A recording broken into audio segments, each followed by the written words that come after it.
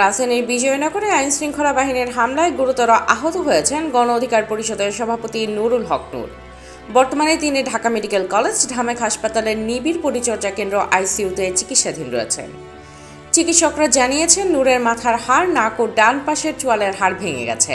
মাথায় আঘাতের কারণে সামান্য রক্তক্ষরণ হয়েছে এবং এক চোখে মারাত্মক ক্ষতি দেখা দিয়েছে।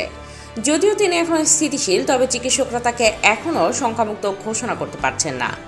এমন সংকটময় মুহূর্তে নুরির পরিবার ও রাজনৈতিক সহযোদ্ধারা দেশবাসীর কাছে দোয়া চেয়েছেন। সামাজিক যোগাযোগ মাধ্যমে নূরের সুস্থতা কামনা করে অসংখ্য পোস্টও দিয়েছেন সমর্থক ও সাধারণ মানুষ। কিন্তু ঠিক এই সময় অভিনেতা ও উপস্থাপক শাহরিয়ার নাজিম জয়ের একটি পোস্টকে ঘিরে শুরু হয়েছে সমালোচনা। শনিবার ভোরে নিজের ফেসবুকে জয় লিখেছেন, ভিপি নূর ভাইয়ের ইন্টারভিউ নেওয়ার কথা ছিল আউটডোরে, কিন্তু টানা বৃষ্টির কারণে তা ক্যান্সেল হয়েছে। আপনি সুস্থ হয়ে ওঠেন, এবারের ইন্টারভিউ হবে ভয়াবহ।